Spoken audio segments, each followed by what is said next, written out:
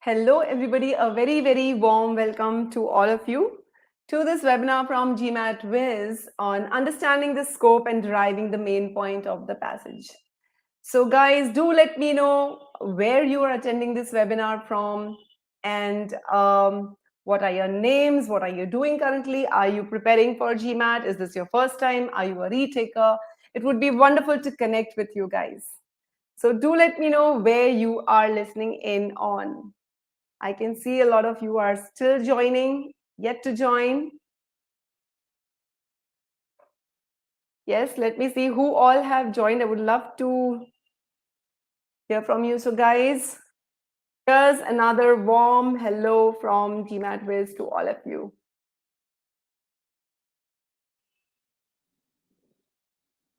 So, let me see who all have joined, guys. I would love to hear from you.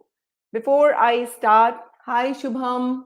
Okay, so Shubham's from India. He's a retaker. Wonderful. And Shubham, where are you watching this webinar from?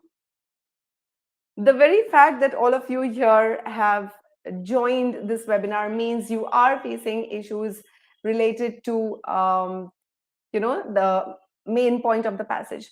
Now, we all know that on 80% of the passages that you're going to face on GMAT, you will be getting questions based on the main point or the main idea of the passage or the primary purpose of the passage. And then you will also be looking at questions which are connected to the primary purpose of the passage.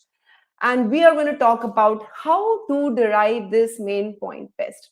Hello, Akash. Hello, Gunjan. Hi, Rithik. Wonderful. So Rithik is taking my first attempt in 2 days. All right, Rithik, all the best to you.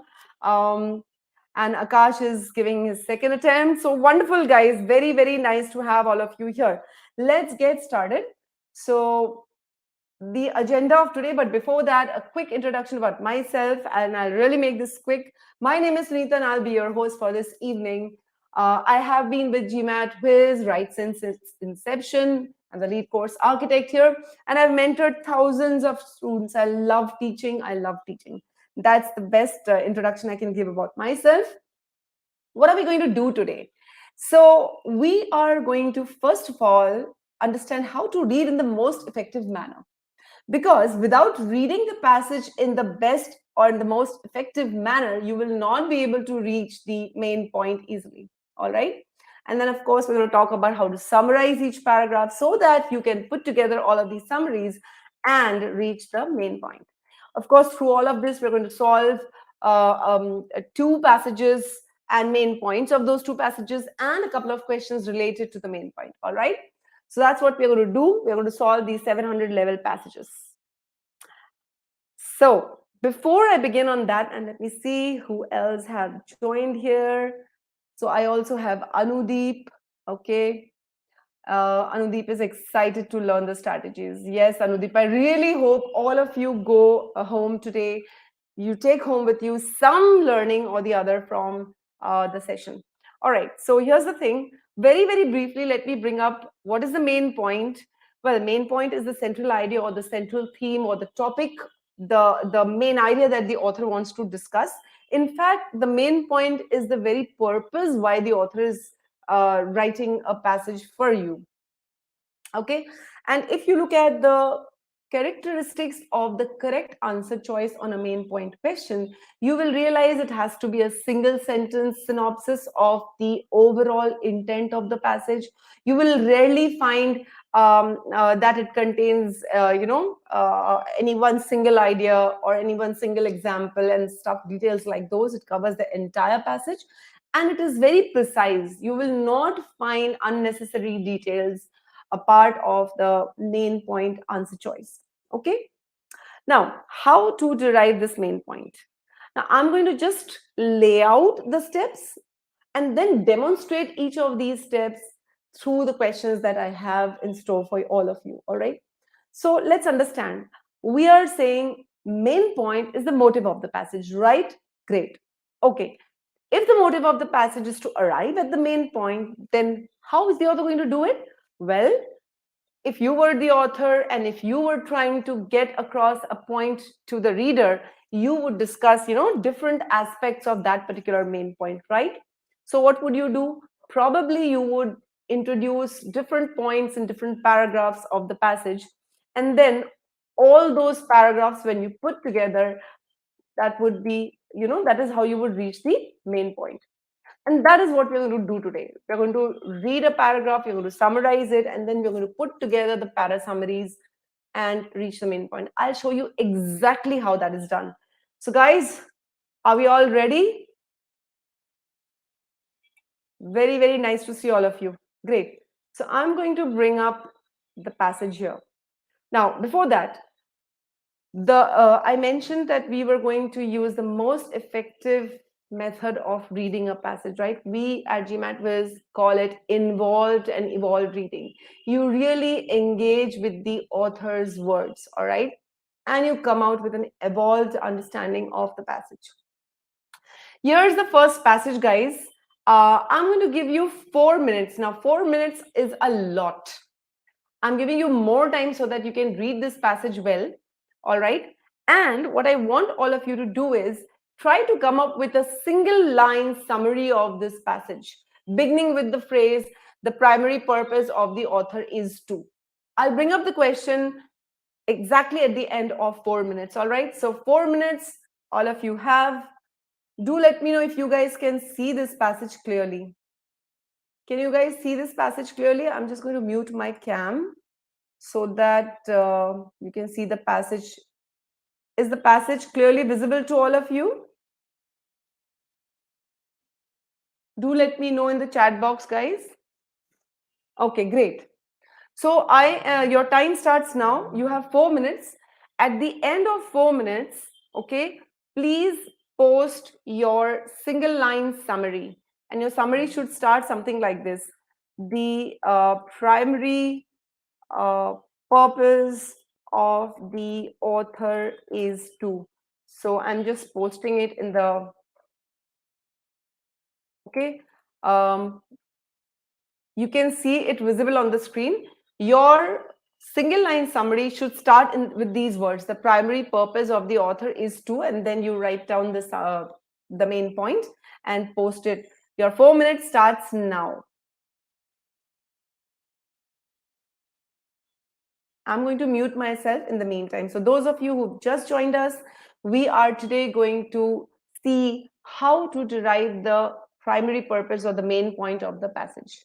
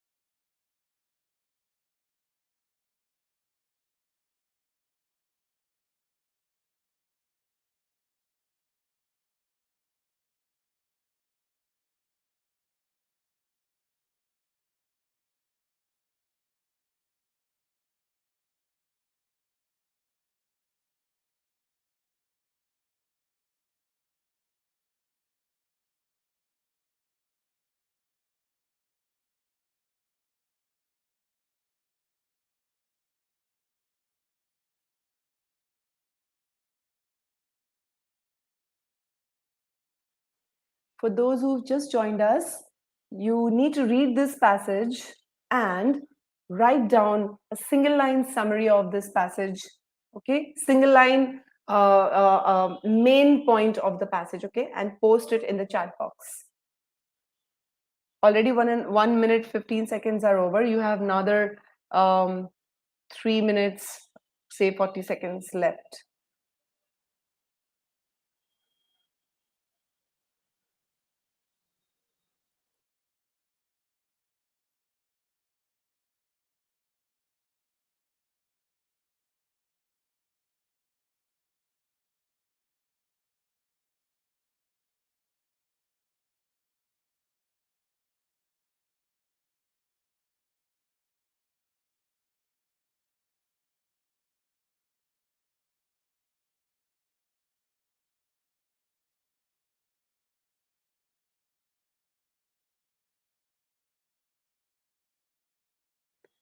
2 minutes left, guys.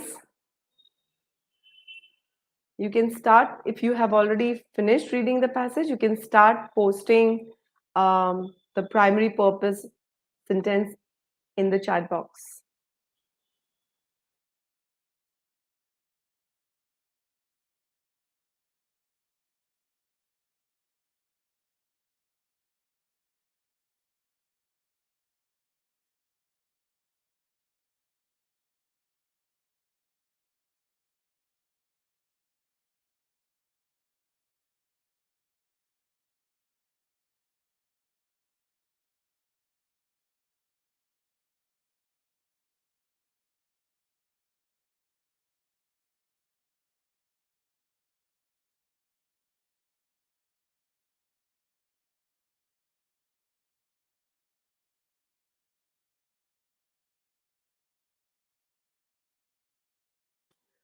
Last minute left, guys.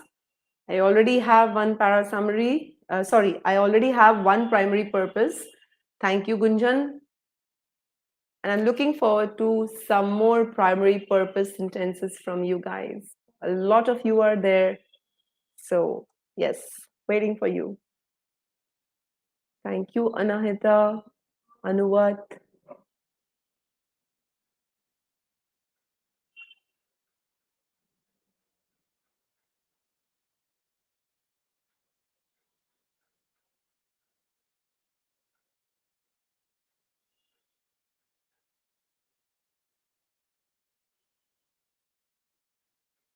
Wow. So many of you all are sharing this, and this is so good to see. Right on, guys. So 4 minutes up, I'm going to quickly read out some of these primary purpose sentences, and then I'm going to bring up the question that I want you guys to solve. Okay, so Gunjan says primary purpose is to highlight. Okay, so highlight is the main purpose, and highlight what? Significance, that is importance of women in party politics. All right, Gunjan. Anahita says primary purpose of the author is to argue that there was a strong linkage between political history and women's history with an example. Anuvat says women had impacted on political scenario. Okay, good. Kiran says describe the women's contribution to pre-Civil War politics. Good. Ayush says primary purpose of the passage is importance of women's role in antebellum era or correlation of political and women's history. Okay. Shubham says role of women in politics in pre-Civil War period was greater than anticipated generally. Interesting. Anudeep says the primary purpose of the author is the women's influence in political party. So, guys, one thing is very clear. All of you have got onto the idea that the author wants to present how women were important in the political arena in the antebellum period. Okay, so I am going to bring up the question, and thank you so much, guys, for participating. There's the question. You have exactly 1 minute, so please do not post your answers before a minute is up. I'll tell you when to start posting your answers, okay? Your 1 minute starts now. Please do not post your answers till I ask you. Thank you.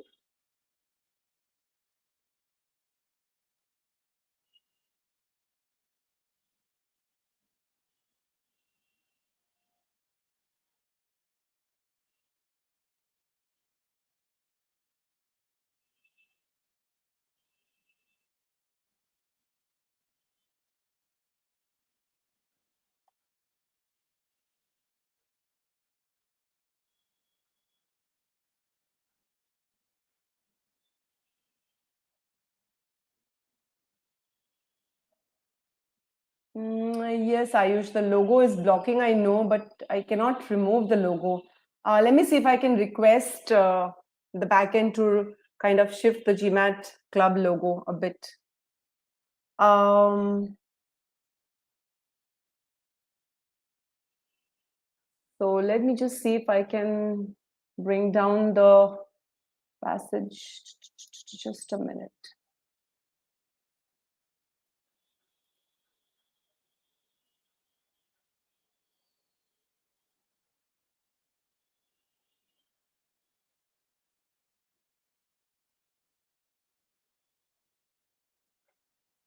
I hope that's a bit better.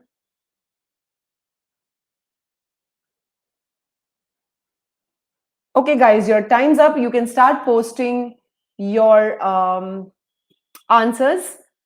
Ayush, I tried that zooming it out, but it won't work. It's on a slide.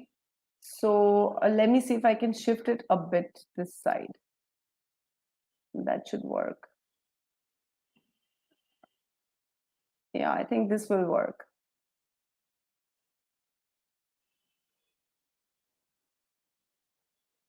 Okay, let me look at the answers. So I also have another couple of answers which are good. Dr. Tayyaba Khatun has kind of divided the primary purpose into two paragraphs. So primary purpose of the author is to show contrast in the way the history of antebellum period has been recorded, and then showing that historians have somewhat underestimated the facts. Yugam says is to portray the relationship. All right. Okay, let's look at the answers. So Gunjan, Shubham, Asim all agree that the answer is C. Kiran says B. Anahita says C. Onkar says B. Anuvat B. Yugam C. Ayush C. It seems to be between B and C, guys. And again, how many of you are confident about your answers? You'll have to see, because very few of you have kind of uh, posted summaries which agree with C. Okay, so we'll look at this a little bit further down the line. Great, guys. So thank you so much for putting in your answers, guys. I have some more. So Dr. Tayyaba says B as well. And then Omkar says now C. Ritik says B. So it's B or C. All right, let's see what the correct answer will be. Now, one quick question to all of you guys, all right? If you look at the question stem here, the answer choices contain these words, right?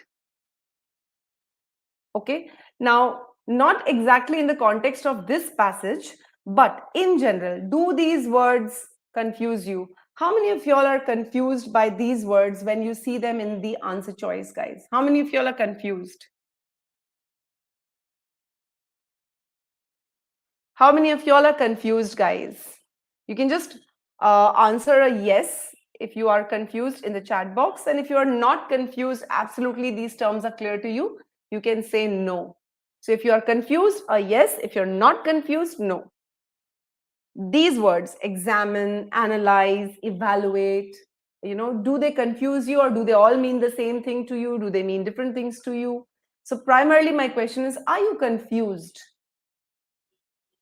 So Kiran says yes, Neha says no, Ankit said yes. When I was a student, I used to sometimes get super confused. I mean, if the author is evaluating something and if the author is analyzing something, was it the same thing or was it different?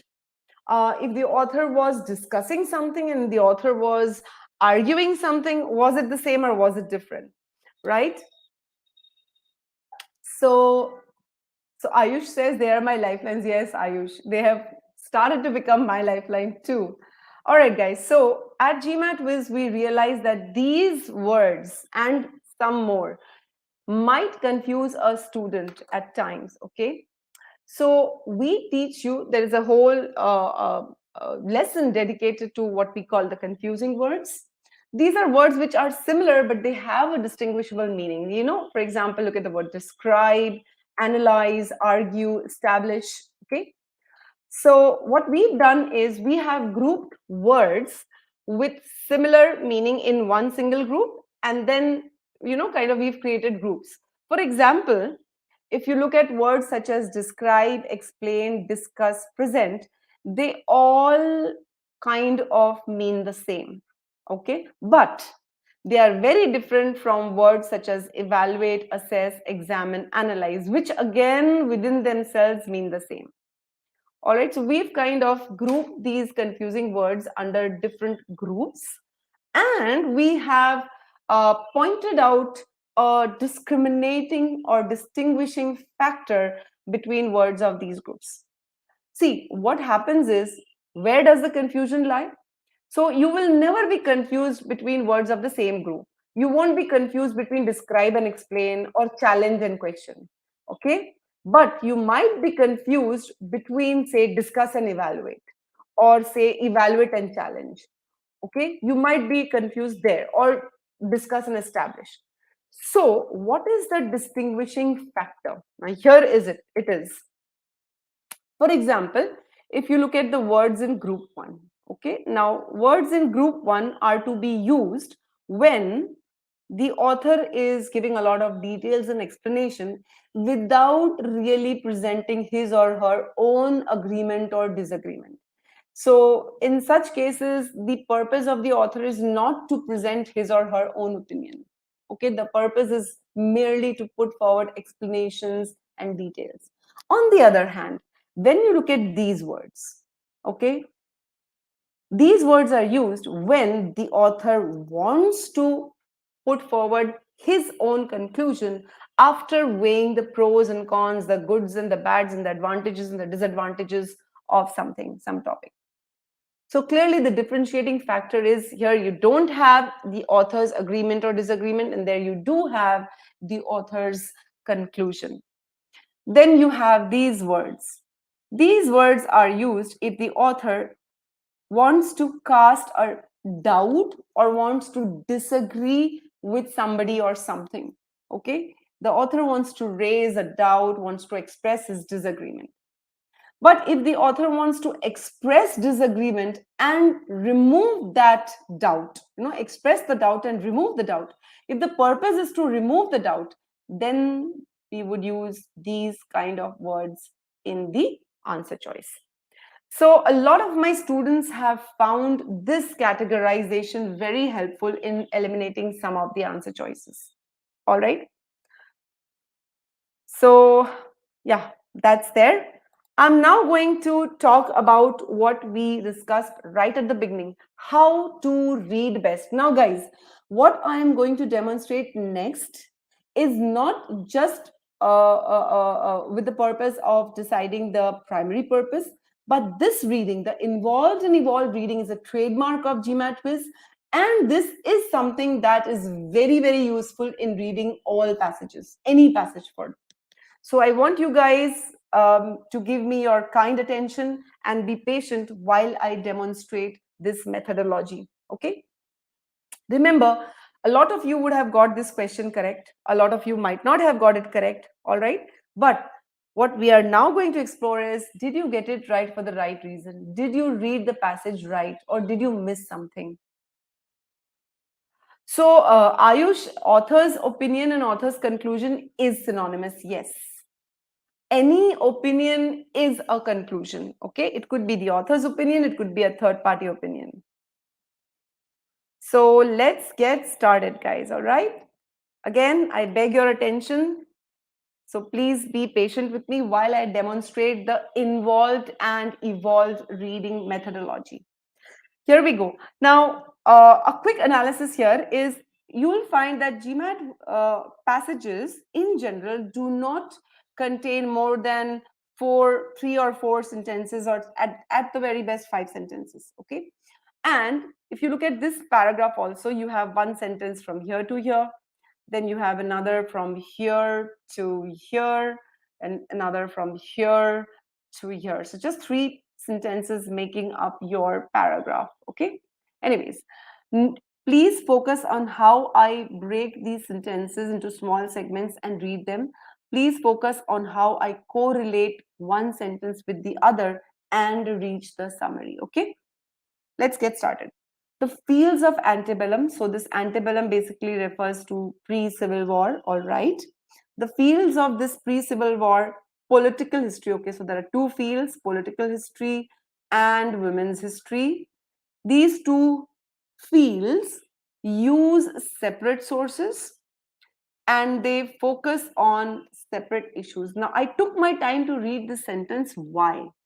See, if you don't understand the first sentence, high chances you will understand the second sentence a little less, and you will understand the third sentence even lesser. So please make sure that your understanding, your grip on every sentence is complete. Okay? Fine. So that's my first sentence. Now, you don't have to make notes, guys.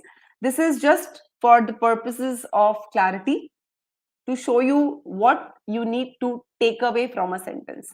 So this sentence here, the crux of the first sentence is sources and focus of pre-Civil War political and women's history are different. That's it. Okay.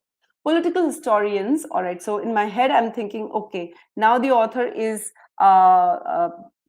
selecting one type of historians and going to talk about that particular field. All right. Examining sources such as voting records, newspapers, politicians' writings. In my head, I'm thinking, okay, all these things are to do with the public, the public sources. Focus on the emergence in the 1840s of a new American political nation. Okay, I'll stop there. So I'll just kind of round this up. Okay, we're talking about political historians. They focus on these public documents, okay, and they focus on the emergence of this new nation. All right, cool. And since, now since is a transition word as we call it at GMAT quiz. So here the author is going to give us a reason behind something. Women were neither voters nor politicians. Okay, so during this period, women were not allowed to vote. They did not become politicians. All right. Because these women were neither voters nor politicians, that means these women received little discussion. Little discussion where? Probably in the field of political history. So I'm going to quickly jot that down. Political history sources public documents, focuses on politics, but not on women, as women were apolitical. All right. So that is the way I'm carrying it in my head. So for me, if I need to correlate these two sentences, the author is singling out one field of history and talking about it. Now let's move forward. Women's historians, meanwhile, oh, another transition word, have shown little interest. Okay, so women historians have no interest in the subject of party politics. All right. Instead, okay, so if they are not interested in party politics, what are they interested in? Drawing on personal papers, legal records such as wills, records of female associations to illuminate women's domestic lives, their moral reform activities. Now, in my head, when I'm reading all these things, I'm thinking, so women's historians were more interested in the women's personal papers and not in the public documents. So I'm kind of thinking, all right, women's historians source personal docs. Now, at this moment, I am in my head saying, okay, public docs versus personal docs, focus on politics versus personal movements, not on women, as women were apolitical, not on politics. So that means no women, no politics. All right.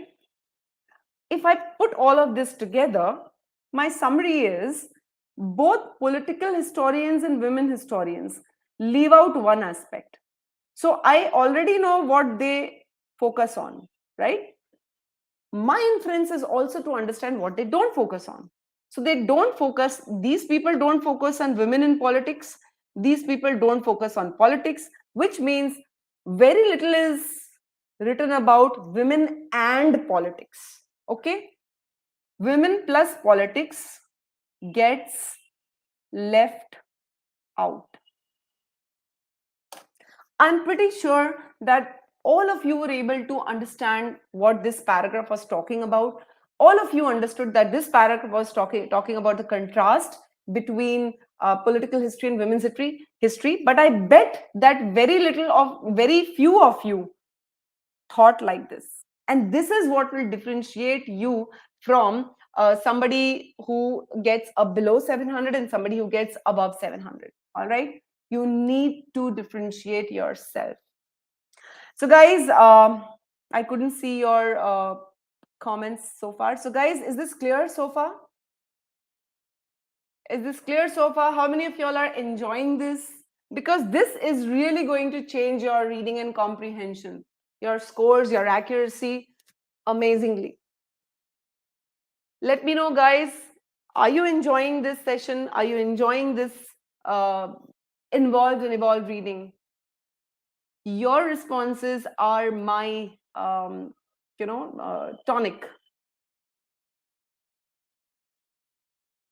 So, would love to hear from you. If this is all clear to you and you're enjoying this method of reading, I'm going to go into the next paragraph soon. Thank you, guys. Thank you, Kiran, for that word of confidence. Really means a lot. And let me get started with the second paragraph. Okay. So that's a summary that these two fields of the historians of these two fields, they do not focus on women and politics together. Each of them leave out one aspect of history. Okay. However, now the moment you have a however, you know that there is going to be a contrast between what you left off in the first paragraph.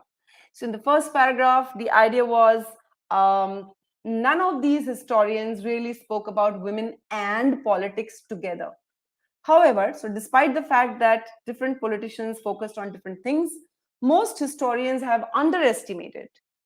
So, this, however, brings a contrast. Underestimated means not correctly,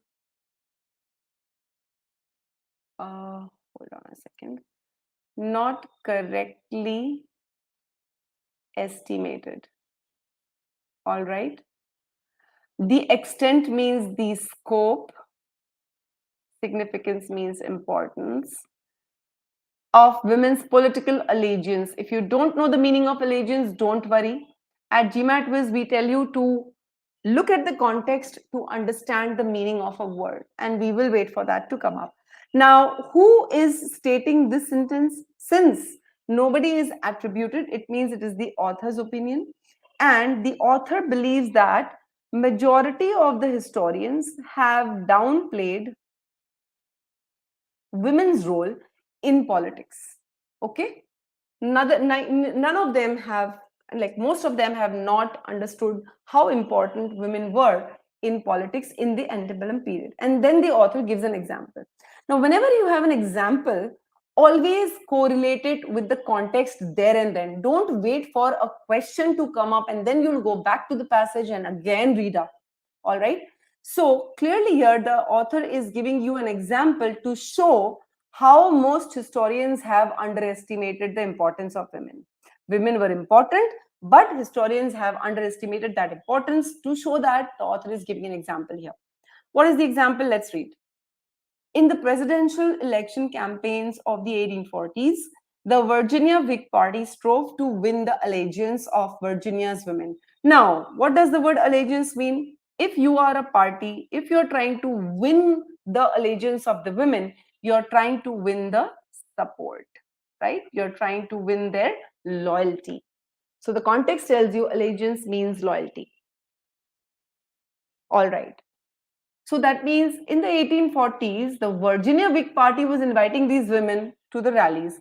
Now, you need to be sharp. Remember, in the first paragraph, we were talking about women not being voters, women not being politicians.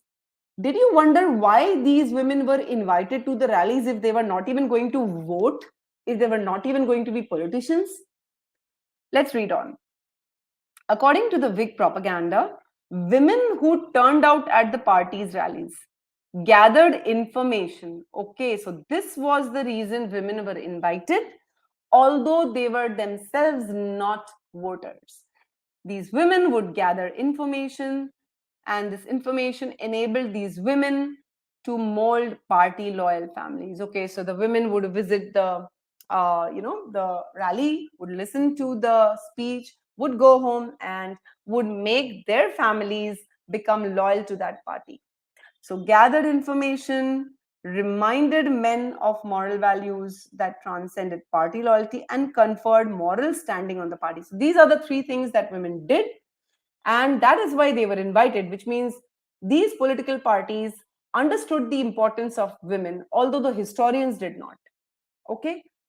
So there's an example given here to support the author's opinion that historians did not understand how important women were considered by the political parties. And if you read this portion, the last portion, it says that Virginia Democrats, probably another party, it also began to make similar appeals to women. That means they also started inviting women to their rallies. Inclusion of women in the rituals of party politics had become commonplace. Okay, and the ideology that justified such inclusion had been accepted by the Democrats. So, all in all, this long example here is just given to support the author's opinion that women were important, but the historians did not understand, did not capture the extent of that importance.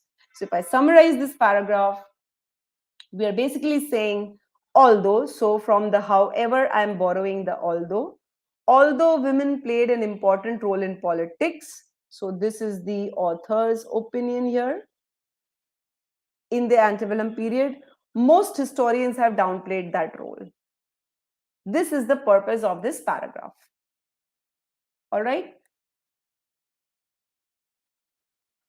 Yes, Dr. Khatun, the however suggests that there is a shift in the thought process. All right.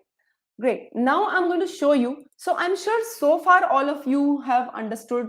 I'm sure there are some things that you guys did not connect. For example, women were not voters, but yet they were called to these rallies. Maybe you did not connect that, and so on and so forth. Now I'm going to show you how to put together the para summaries and derive the main point. I'm literally going to show you the words that I'm going to borrow. So from the first para summary, we have this. In the antebellum period, both political historians and women historians left out one aspect of history while they focused exclusively on another.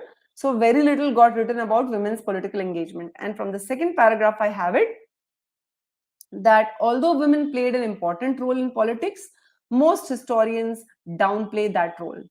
So, if I combine these two, my words would be something like this. So, in the antebellum period,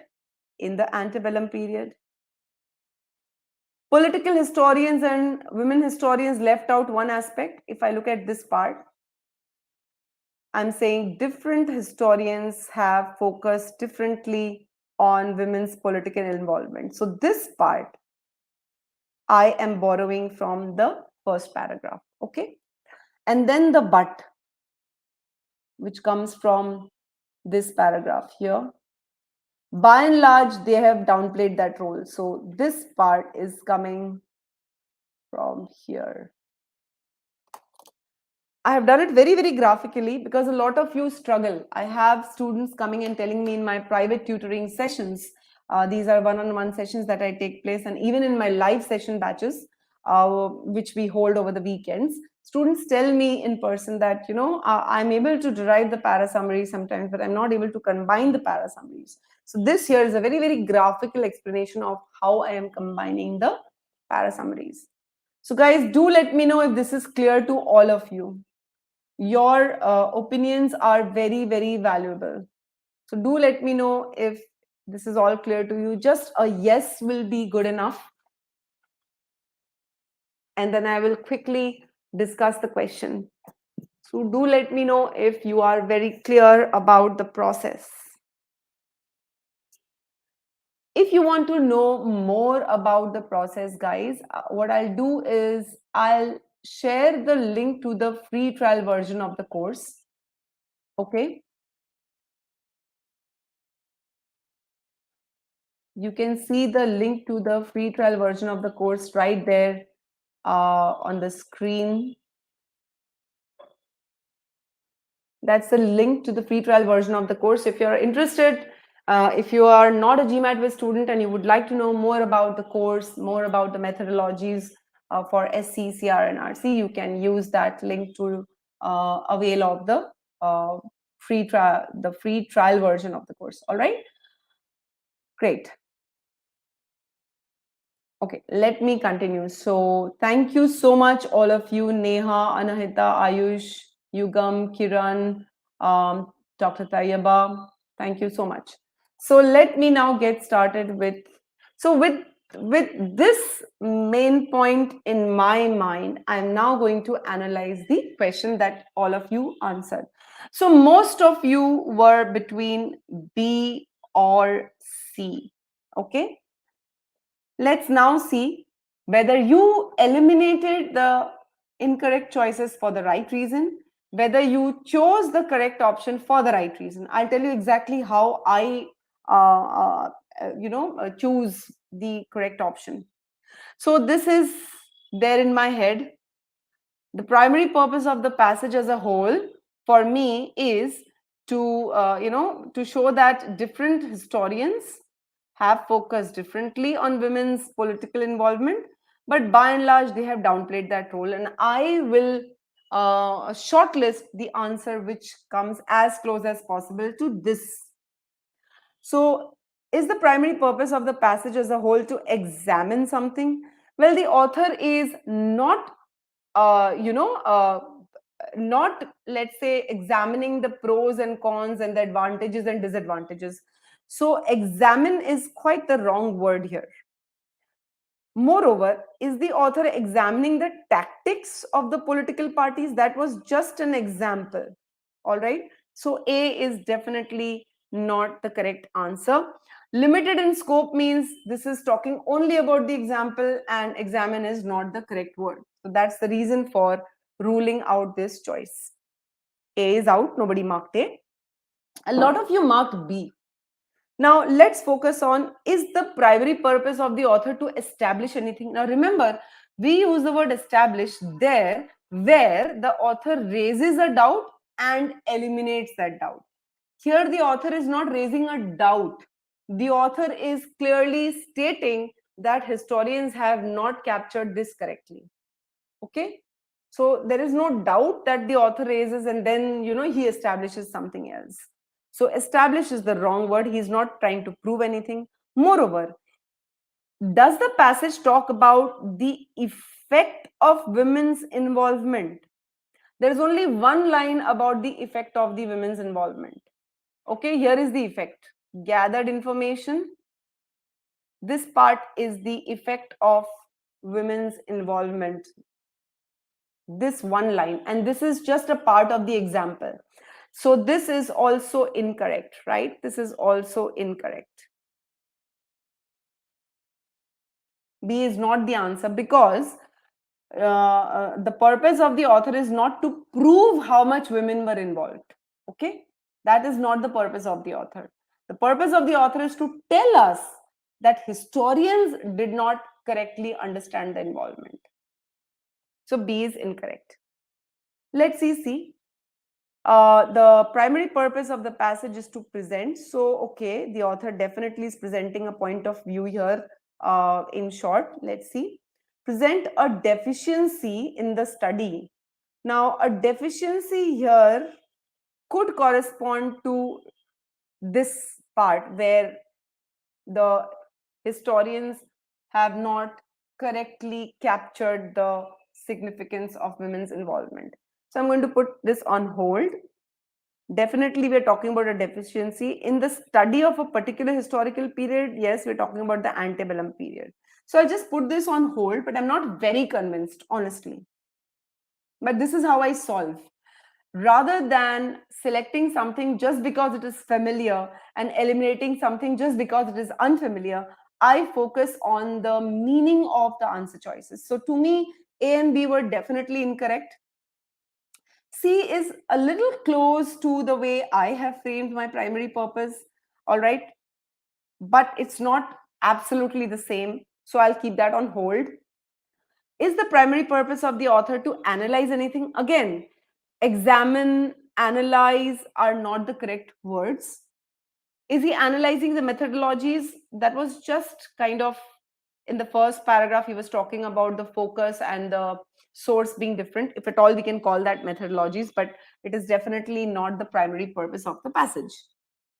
Is the primary purpose to evaluate anything? No. Again, when you evaluate something, you present the pros and cons, you present the ups and downs, the goods and the bads, you weigh the two, and then you come up with something. See, the author is not trying to evaluate the opinion. He's saying that they have underestimated.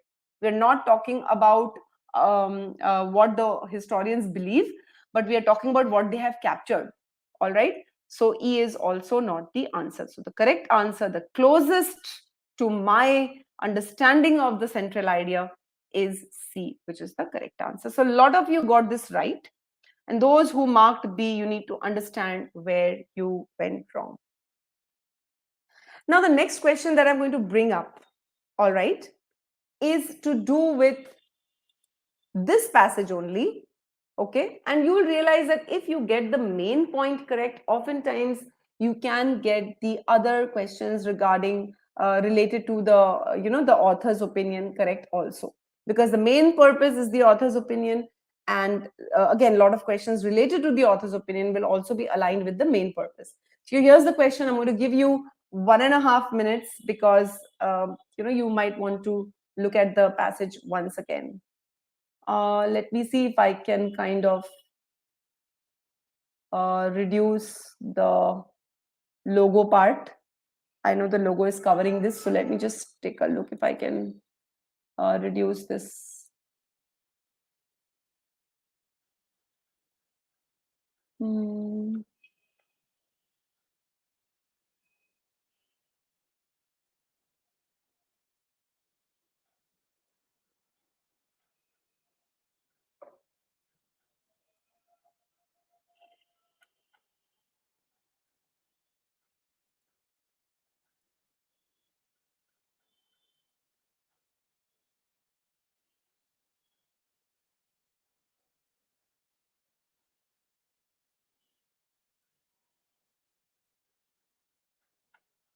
I hope you guys can now read it.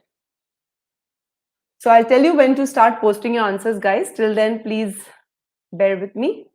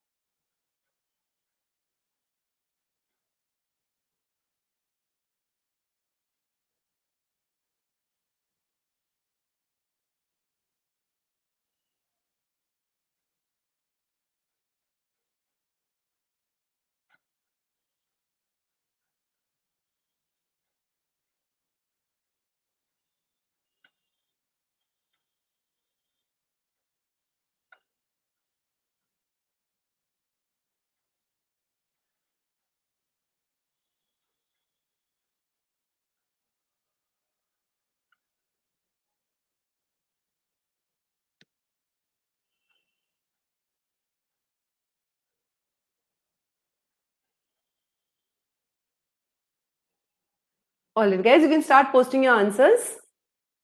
I have an exciting passage coming up right after this question, so don't go away. I hope you guys are getting some clarity about how to read the passage most effectively.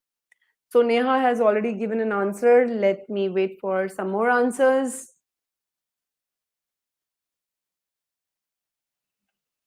So in the exam, you should not be taking more than about, a minute to answer a question. You should invest more time in reading the passage. So let's say a passage of this length, anything between 4 to 5 minutes, and the answer time, the time on each question should go down to about 40-45 seconds. That should be the ideal distribution of time. Most of our toppers are able to achieve that time distribution. Okay, so Neha is B, Gunjan says B or C, Yugam says B, Anahita says C. So once again, we are between B and C. Yes, guys, come on, let me have some more answers. A lot of you are attending this webinar. I can see the numbers here, although I can't see the names. But please, let's have some more answers. Don't be worried if you are wrong. It doesn't matter, guys. What matters is to check for yourselves if you are right. Are you right for the right reason? And if you are wrong, are you wrong for the, what is the reasoning behind that? All right, so I've got Anuvad B, Anahita says B, Onkar says B, Kiran says B. So B, C, B, C. It's now, it looks like most people are going with B. Okay. Everybody's in for, let me see. Okay. Let me start my analysis, guys. So thank you once again for putting in your answers and participating. Here goes my analysis. So bear with me. Okay, now this was our main point, right? That different historians have focused differently on women's political involvement, but by and large, they means the historians have downplayed that role. Downplayed that role means historians have failed to correctly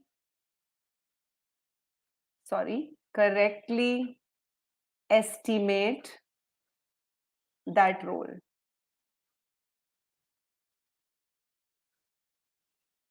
So let's see which option says this. So the they here is the historians. So is the author saying the historians have failed to contrast the different roles? No. This is not what the author accuses the historians of. He doesn't say that, oh, the historians have not drawn the right contrast. Okay? So A is easy to rule out. A lot of you have marked B. So let's see. Historians have failed, okay, so far so good, to see what? That political propaganda did not reflect the reality of women's actual roles. Did the political propaganda not reflect the reality, guys? Tell me, just look at this part. Is this true? Just this part, guys. Is this true according to the passage? Here we have, according to the Whig propaganda, okay, this was the role of women. Okay. This was the role of women according to the propaganda. And here we are saying political propaganda did not reflect the reality. Is this true? Did political propaganda not reflect the reality of women's roles? Just answer a yes or no, guys. Did political propaganda not reflect the reality of women's roles?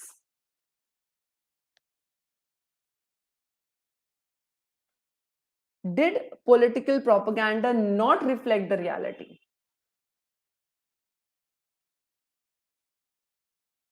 Come on, answer me, guys. Don't look at anything else.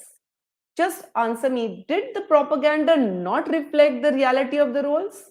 No. In the passage, very clearly, we are told what the Whig propaganda reflected. It actually reflected what the women were supposed to do. If that is the case, then how can we say the historians failed to see that they did not reflect? So B cannot be the answer. Guys, you need to break your sentence and understand that sentence, understand the meaning of the answer choice. Then only you will be able to decide whether it is reflective of your passage or not. So B is not the answer. B is just the opposite of what is stated in the passage. Okay, so if the Whig propaganda reflected the reality, then then we can say that they failed to see that the political propaganda reflected the reality. But political propaganda did not reflect the reality, and that is something the historians fail to see is absolutely incorrect. So this is out. Most of you got this wrong, guys. So you need to understand where you're going wrong. They have incorrectly assumed, okay, that women's party loyalty played a small role. Yes, absolutely. This is where they have underestimated the extent and significance of women's political support. So C is the correct answer. Few of you marked C. They have misinterpreted descriptions. No. They have overlooked the role. Okay, yes. That women's political activities, yes. Played in women's rights movements? No. So we are left with C, which is the correct answer. So guys, once again, for those of you who want to look at our course more closely, I've already posted the link to the free trial version of the course. All right, I'm going to just post it once more. And those of you who are interested in looking up at this free trial version can do so. There's the link on the screen. I'll just take one more minute of yours and then I'm going to launch the second passage right away. It's a little bit harder passage, harder than this one at least. So Onkar, the difficulty level of all the questions that we are doing today is 700 plus. All right. Okay. Now, a lot of you said earlier that um, you are retakers, you have the exam in a month or in 2 months, and a lot of you are freshers as well. So I'm going to post a link where you can book a free call with our strategy experts if you want to discuss your preparation with them. Let's say you are stuck with your prep is not going anywhere, there's no score improvement despite trying your best. You want your ESR examined by some expert who can tell you what to do next. So please feel free to book a call using calendly.com, the link there on the screens. All right. I have a question here from Neha. How do we decide propaganda mentioned is the weak propaganda and not the overall understanding of the historians? So, Neha, we always analyze the question and the answer choice, with reference to the context of the passage. The passage mentions propaganda. Also, in the passage, the propaganda is of the historians only, right? Sorry, of the Whig party, and therefore we cannot use the word propaganda to talk about the historians. Usually propaganda is a manifesto which is used for politicians and their agenda. All right, so Neha, I also want to share another piece of information for you. So a lot of you out there might want to, might want to get into a free into a session where the tutor is teaching you live. So we GMAT Wiz are launching this live session batch from the 24th of June. I'm just going to quickly post the link. I'm not going to take up more of your time. So if you want to know more about this live session batch that we are starting, you can take a look using the link which I'm posting right now. So there's the link on your screens right now. You can find out more about the crash course. I'll be taking all the verbal sessions. There are going to be small batches of 15 students. We already have around 9 students who have joined the batch, and so there are those 6 seats which are still there, and you can join this batch before 24th of June. All right, guys, so that's that. Let me now not take up more of your time. So Gunjan says how we can manage time in RC. Gunjan, the strategy should be spend more time reading the passage so that you have absolutely precise understanding of the passage. Use involved and evolved reading, so it will take you time. As I was saying earlier, a passage of this size should take you anything between 4 minutes to 5 minutes, but the time that you take on answering the questions should go down to around 40 seconds each. So that way you will balance out. Maybe a 4-question passage you will take around 8.5 minutes max. That should be your strategy. So less time over the questions, more time over the passage. That's the nutshell. So again, quickly, the key difference that you saw in the way I read the passage and probably you read the passage is reading speed versus comprehension speed. We focus on comprehension speed, and this, again, it is important, but that is not the focus. All right, so involved and evolved reading is all about thinking like the author, trying to understand what the author is trying to tell you, breaking sentences into small chunks, understanding the meaning of that sentence. Then for every subsequent sentence, you are constantly relating back to the previous sentence. You're asking questions, such as, okay, what does a sentence mean? Who is saying this sentence?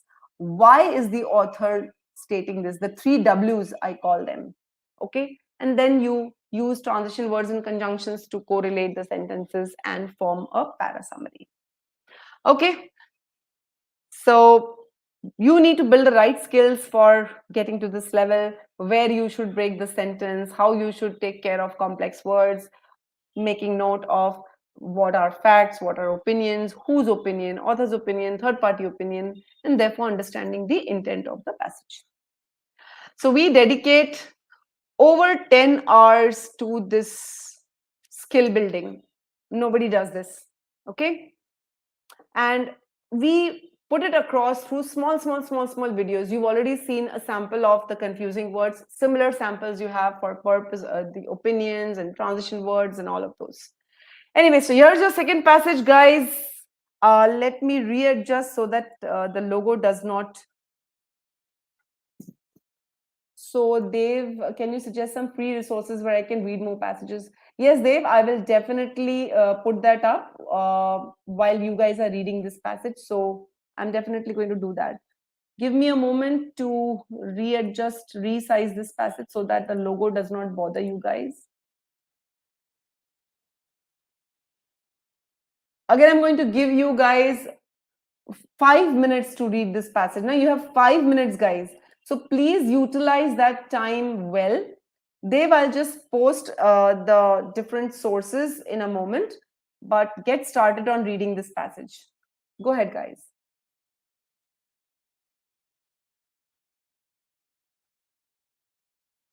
I'll mute myself in the meantime.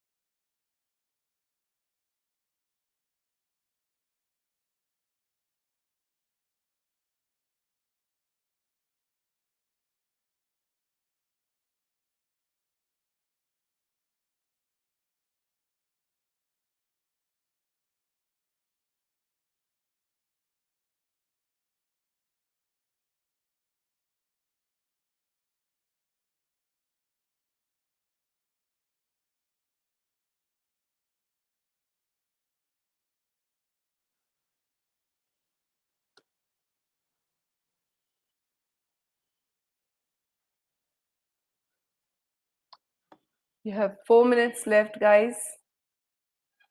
Once again, after you finish reading this passage, you can start posting your single line primary purpose of the passage. Okay.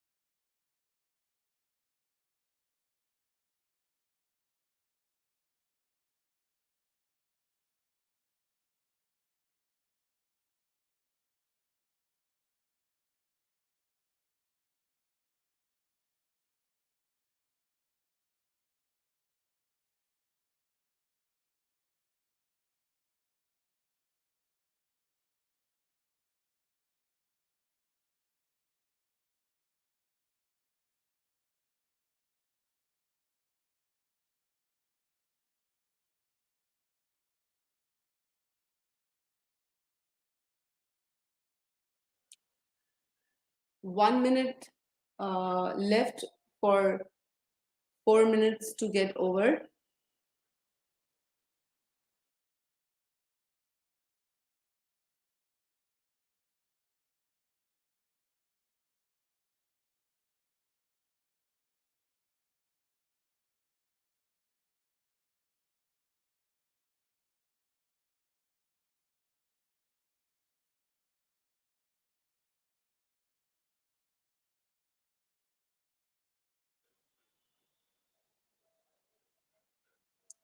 In another 1 minute, I'll bring up the question that you are to solve.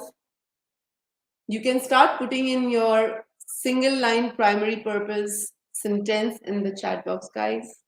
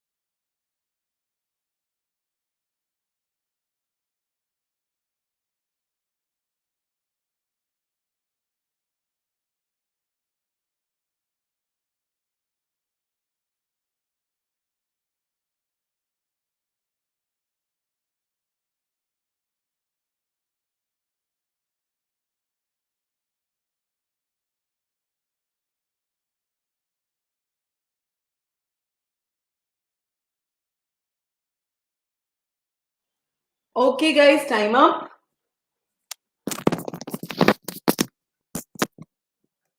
All right, guys, time up. So you can start posting your single sentence primary purpose of the passage in the chat box. Let's see what according to you is the primary purpose of this passage. Then I'm going to bring up the question.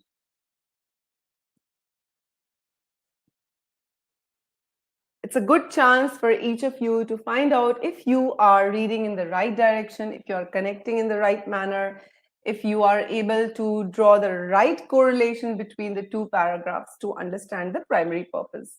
Go ahead, guys.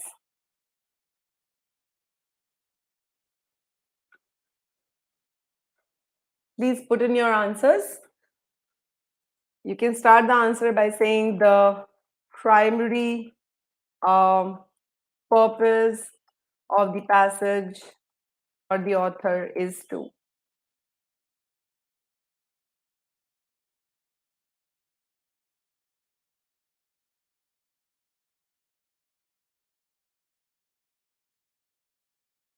So there on the screen you have it. The primary purpose of the passage is to.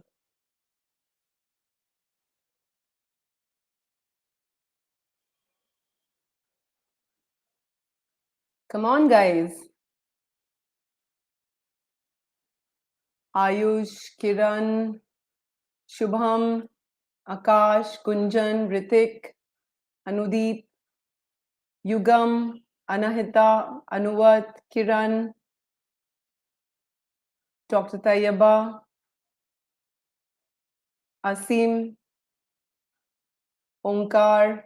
These are the names I can see. Ankit. Yes, guys, come on. Okay. I don't have anybody coming forth with an answer. So I take it that it was a tough passage for you guys, right? And you might be wondering how to decide the primary purpose of such a passage. Well, worry not. I'm going to show you, as I said earlier, that this passage is a tad bit harder. Okay, thank you. So I have M. Dabhi. All right. M. Dhabi says, present a study of an author on 19th century literary portrayals of Mexican women. Good, good.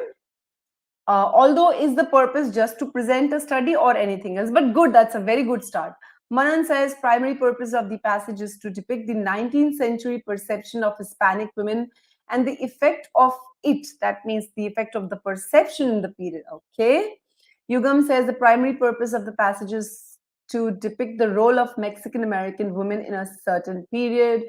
Mm, was it about the role of the Mexican American woman? All right.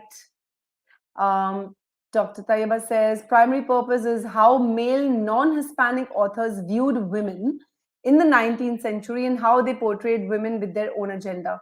Dr. Tayeba, is it about women in general or is it about particular kinds of women? So that is missing and that makes the primary purpose a little incorrect. All right, guys, thank you so much for sharing your primary purpose summaries. I'm now going to kind of delve deeper here. All right. So let's get started. But before that, here's the question.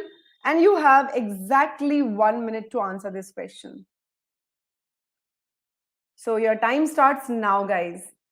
At the end of 1 minute, I'll call out for you guys to start posting your answers.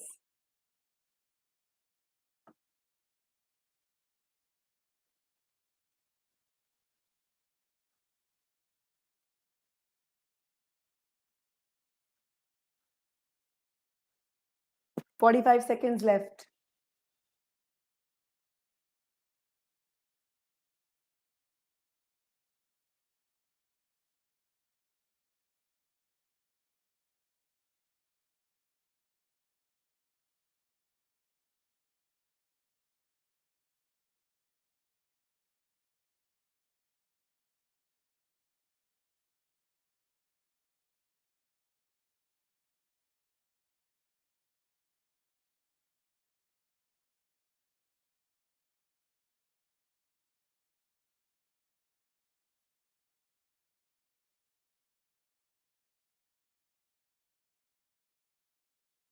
Please start posting your answers, guys. Thank you, Manan. So Manan says the correct answer C. Let's look at the others. Yes. There are dozens of you here, guys. Please participate. Your participation gives us the encouragement to go ahead, gives us the required energy. M. Dabi also says the correct answer C. What about the others?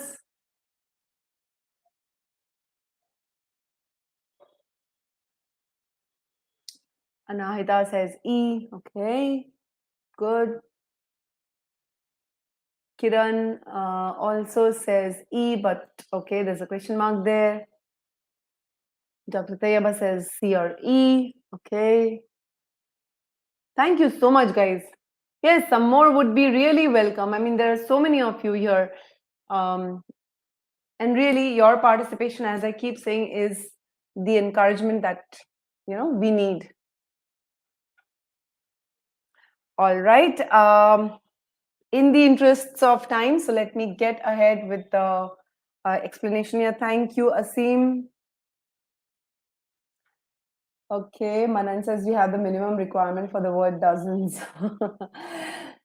It's not exactly like that, but okay, I get that.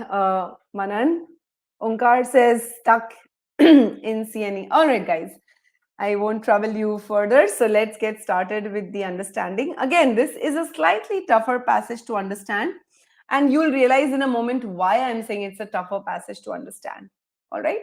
So let's get started. Antonia Castaneda, I'm going to call her AC for short, has utilized scholarship. Sometimes, we get stuck by words. So you start thinking she has used scholarship. What scholarship? Because scholarship word brings to us only one scholarship, that's the discounts. But remember, the word could have different meanings in a different context. So AC has used scholarship from women's studies. Okay, so AC has used women's studies and AC has used Mexican American history. She has used these two sources, okay, to do what? To examine 19th century literary portrayals of Mexican women. Okay, so she has taken up the women's studies, she has taken up the Mexican American history, and she wants to, what's her purpose? Her purpose is to look at how the Mexican women specifically were portrayed or shown in the literature of the 19th century. Okay, so again, you need to get this understanding very clear that this first sentence tells us the subject studied by Castaneda. All right, cool. Because remember, the first sentence is more or less almost always the introduction to the bigger picture. Fine, let's read on.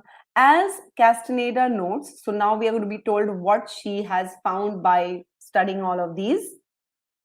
Scholars of women's history. Remember, she was studying the Mexican American history and the women's studies, so probably the scholars from there observe that. So Castaneda observes something about the scholars of the women's history, and scholars of the women's history observe something about the male novelists of the 19th century. So that's a long route, huh?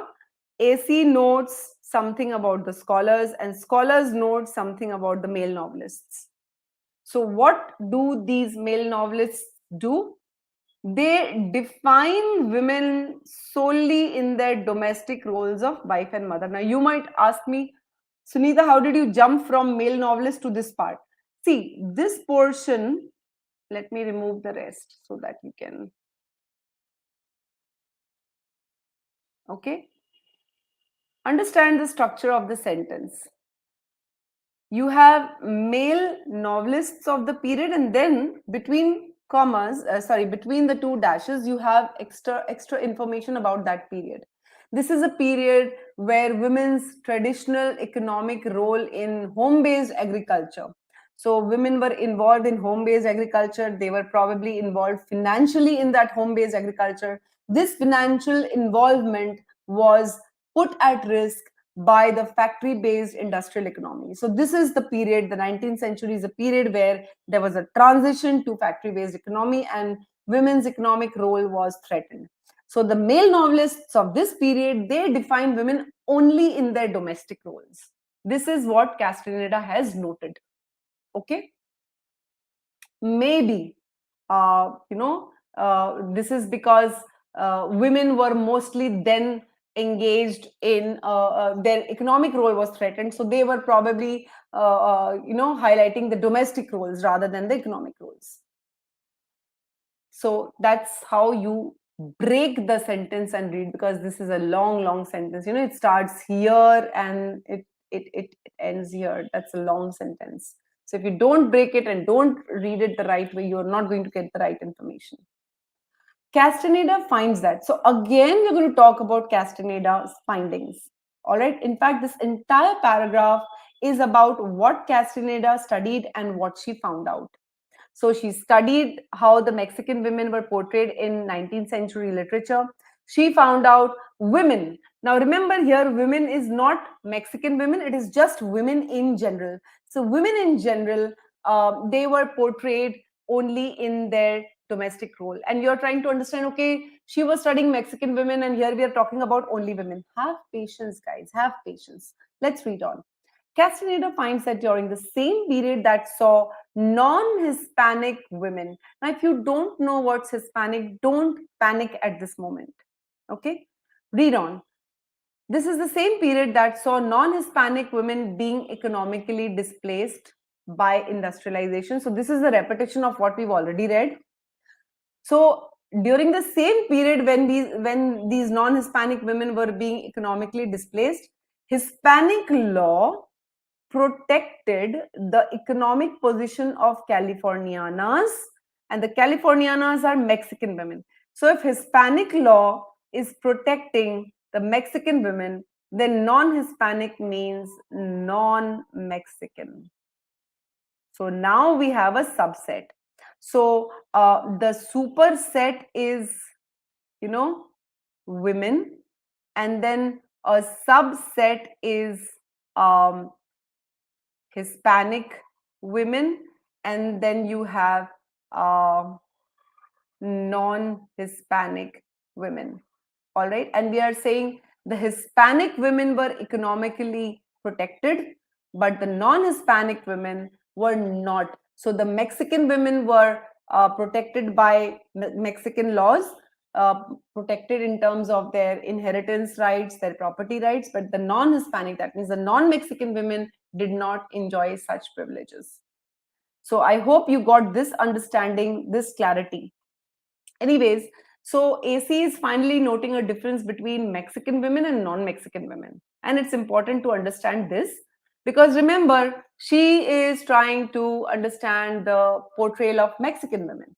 So the summary here is Castaneda finds out that there is a difference, in real life of that time between the Mexican women and the non-Mexican women. Mexican women were enjoyed, protection in terms of their economic position, but the non-Mexican women did not have the same privilege. Okay, all right. Let's now move to the second paragraph. For Castaneda, the laws explain. Which laws? The Hispanic laws. A stereotypical means a typical plot created by male non-Mexican novelist. And what is this typical plot? There is an ambitious non-Hispanic, that means non-Mexican. So there is an ambitious means somebody who wants to earn a lot of money. Such a kind of non-Mexican merchant wants to marry an elite Californiana. This is the first sentence, okay? The typical plot is a fortune seeking non Mexican man wants to marry rich Mexican woman. Okay. So now we are coming to the literature. Remember, stereotypical plot is literature.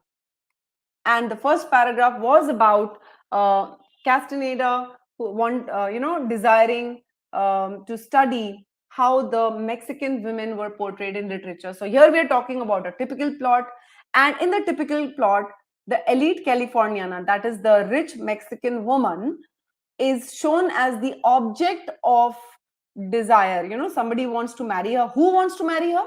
Non-Mexican merchant who is ambitious. That means probably does not have as much money. These novels favorable portrayal of such women. Okay, so the elite Californianas were portrayed favorably. Remember, this is what she wanted to study, how they were portrayed. So elite Californianas, that means elite Mexican women, were portrayed favorably. Okay, and this is noteworthy. Why is it noteworthy? Because Mexican American historians have concluded that unflattering literary depiction of Mexicans. Okay, hold on. Favorable portrayal of Mexican women, but unfavorable literary depiction of Mexicans. Mexicans means male, female of all types, probably, but not elite Californiana. Were vital in getting the US public's support for Mexican American war. Okay, so at that time there was a war between Mexico and America, probably, and the US wanted its public support. So the non-Mexican authors of those times, they depicted the Mexicans in general in a very, very bad light, but the rich Mexican women were portrayed favorably. So there is a contradiction here clearly, and the author states this contradiction, that the novels show the Californianas in a good light, but portray the common Mexicans in a bad light. And then the author goes on to tell us why there is this apparent contradiction. It's there because of the economic significance. The Californianas were portrayed more favorably. Just give me a moment, guys.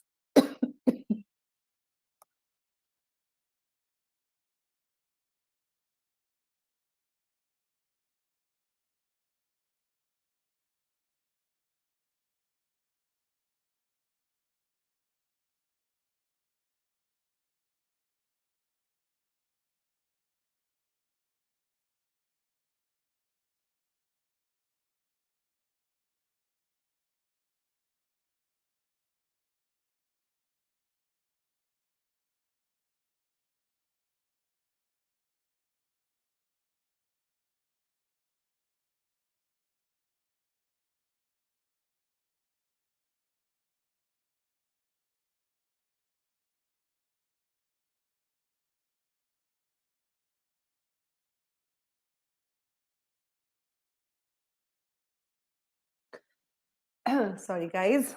Just needed a sip of water there.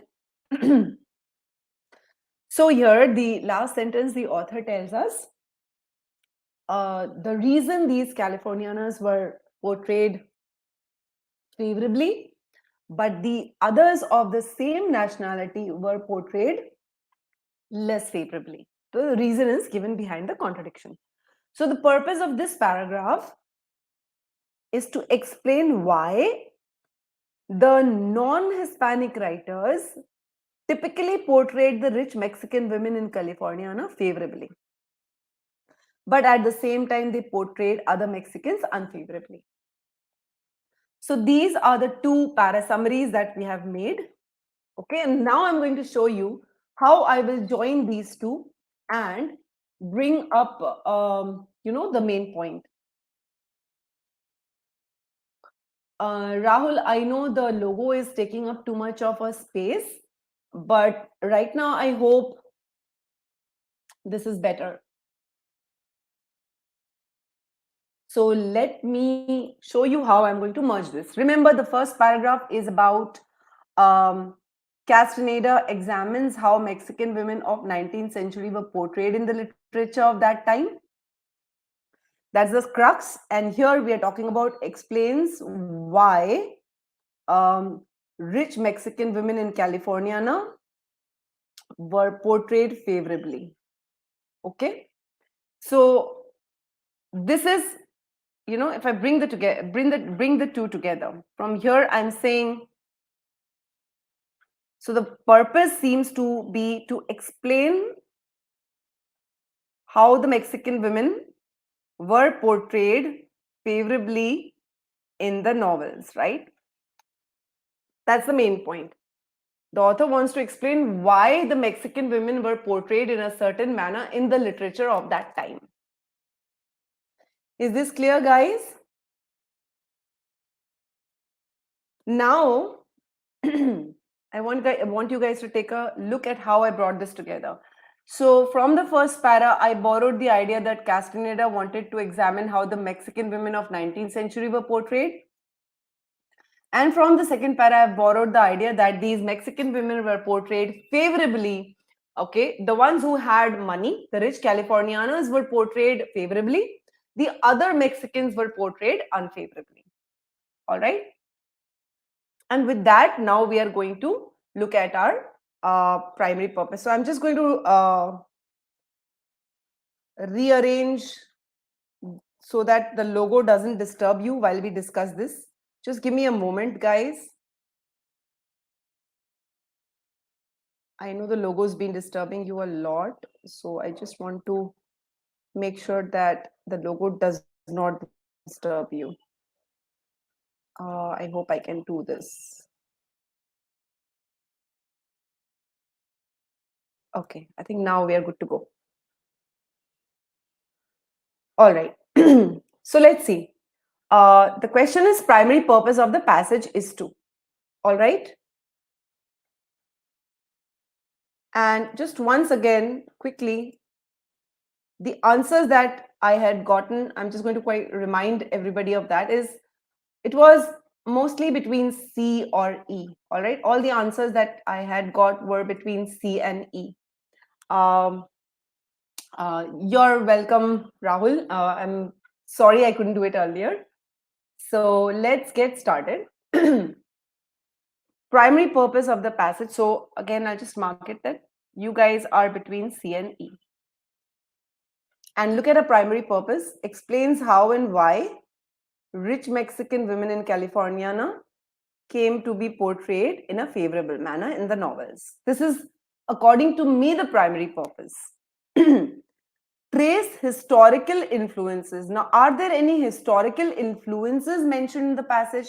There was one influence mentioned of Hispanic law, but that is not historical influence.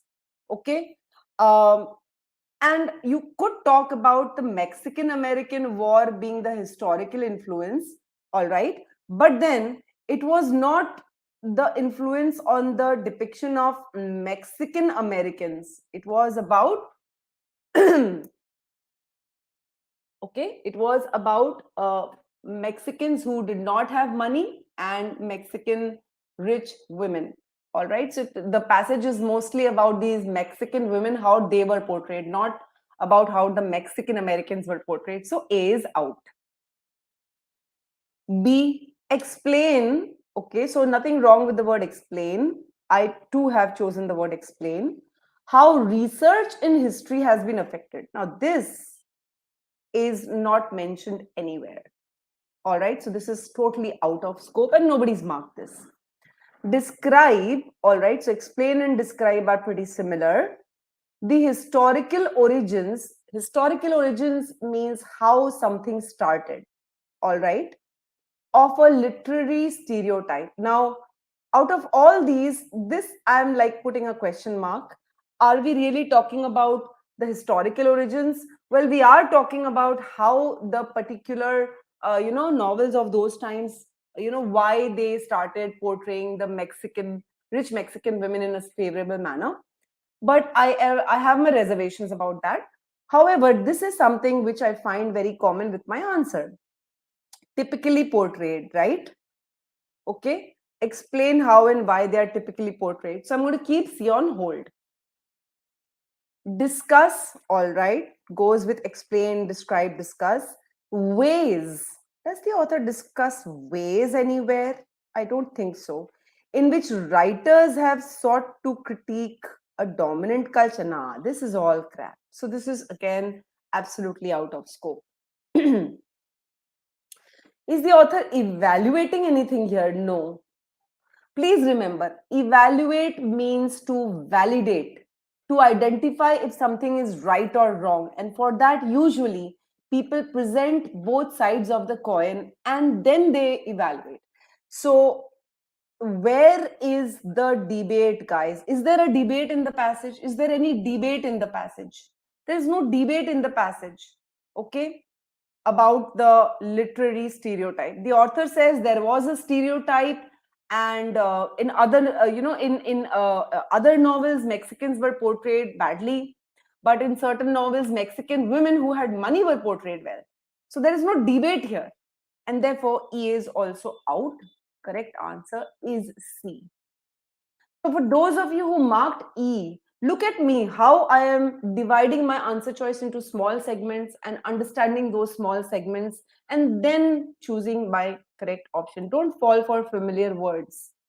So guys, is this clear? Shall I bring up the next question of this passage? The last question of this session. Yes? Are you ready? Let me see if I can resize that as well. Oh, this is already resized.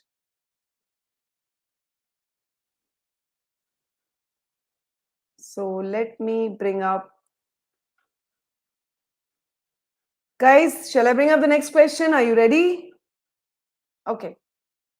I think you are. So here's the next question.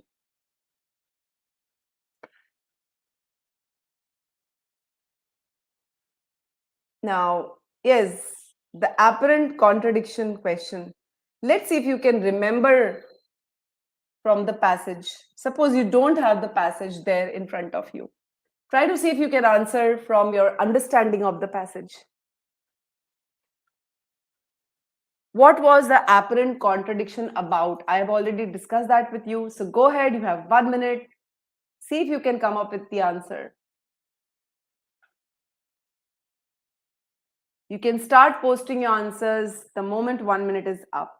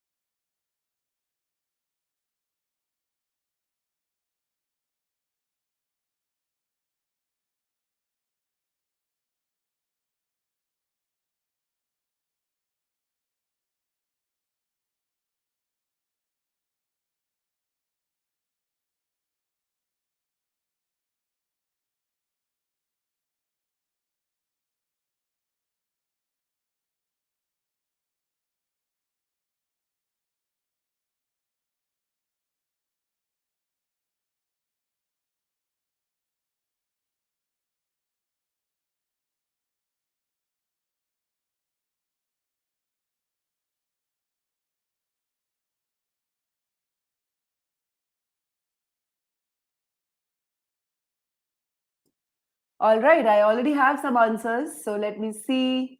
I've got Manan going with C, M. Dhabi going with D, Dr. Tayyaba with D, Yugam D, Anahita D. Let me have some more answers, guys. Come on, Ayush, Kiran, Rahul, Asim. Um, then I have other names here. Neha, Gunjan. Come on, guys. Okay, thank you. So mostly it looks like you're with D. Okay. So tell me, guys, did the discussion of the passage help you choose this answer?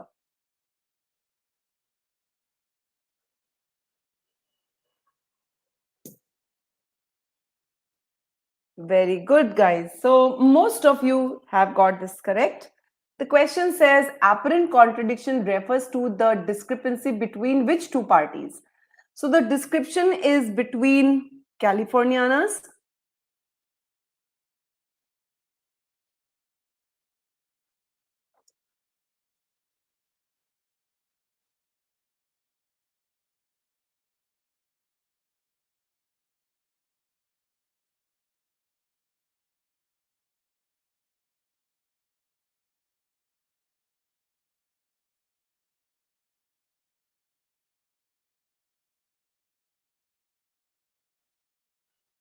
Sorry, guys.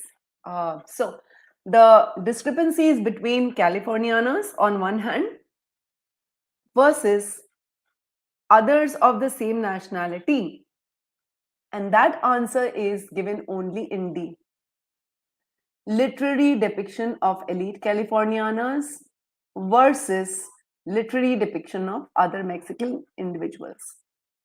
And D is the correct answer. But let's see why the other choices are incorrect. So this discrepancy, is it between the legal status of Mexican women and their status in US? Absolutely not. Is it between unflattering depiction of Mexicans in novels? Yes.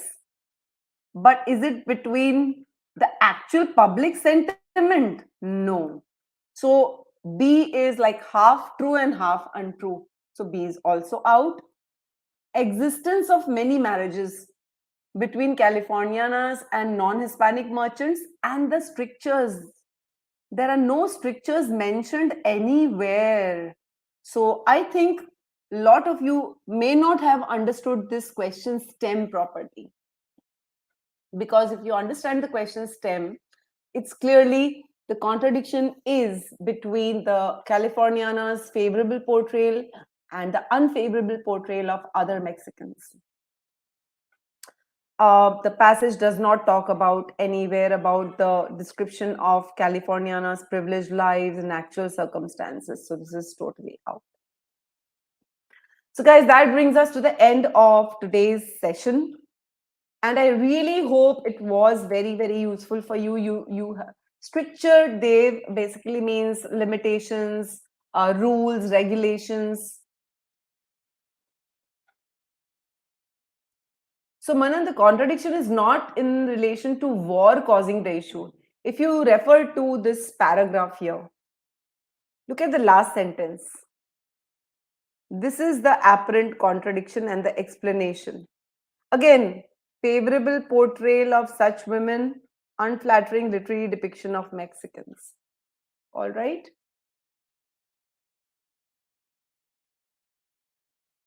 Stricture is, stricture is actually rules and regulations, religious decrees. It does not really mean critique, Manan. Stricture is not a critique. All right. So once again, before we sign off, I would like to quickly post the link to the free trial version of the course, guys. So one by one, I'll quickly share all the links with you once again. So in case you want to take a closer look at our course and its methodologies.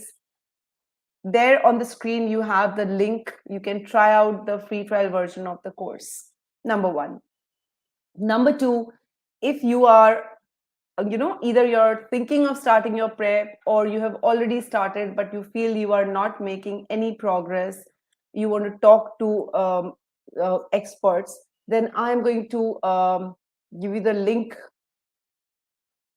share with you a link which you can use to book a free call with our strategy experts. They will help you out. So, one second, let me just quickly copy the link.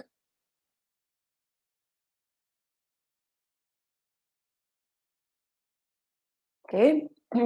While so there's the link to book a free call with our strategy experts. And finally, I would like to announce that we are launching a live session batch. It's a batch of 15 students. All right. And you get full access to the entire online course. You have 20 live sessions, out of which around 12 are taken by me on verbal, on all the three areas of verbal. All right. We are launching this from the next weekend, and I'm sharing the link of this particular, where you can find out more about this course. Let me share with you that link. You can log on to, you can use this link to check out more details about the course. So any queries, guys, if you have, I'll be glad to answer them. Go ahead if you have any queries, please ask.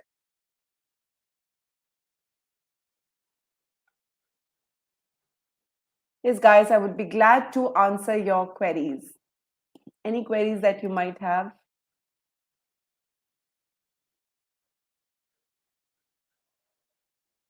All of you have been wonderful participants today.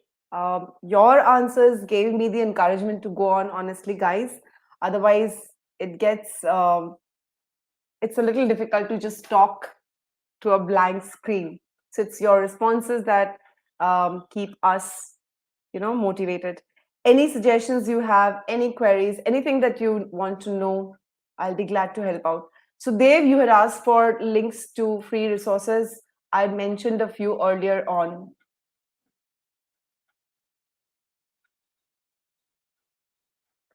Dave, remember, reading and comprehension is a skill. And if you think that it will work like some equation in quant, it won't. All right.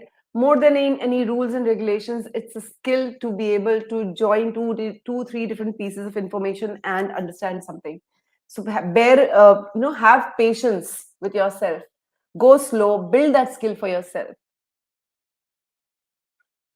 So, Dave, if vocabulary is an issue, let me tell you upfront that GMAT does not test you for vocabulary. So, any word that you don't know the meaning of, the context around that word will help you understand the meaning. But you have to be proactive. You have to look out at that context. Look out for the context. For example, the word allegiance. You may not have known the meaning of that, but if you're talking about a party trying to win the allegiance of women, what can allegiance mean? Support. So you have to get on to building a decent vocabulary. I would suggest that maintain an Excel sheet as you sit down with any passage or even anything that you're reading. Write down the words that you don't know the meaning of, and later on, go through the dictionary, use Cambridge Dictionary, and find out the meaning of these words. But don't be intimidated, guys. All right, Dave. What we don't know, we learn. So you try to look at the context of the words and then understand the meaning, even if you don't know the meaning of a certain word. So break it down. Any other queries, guys? Okay, I don't see any other queries. So all the best, guys, to all of you. Thank you very much for participating in today's webinar. And I hope you have a great GMAT. You score, you get your dream score, and then you get into your dream college. All the best, guys. See you around. Bye-bye.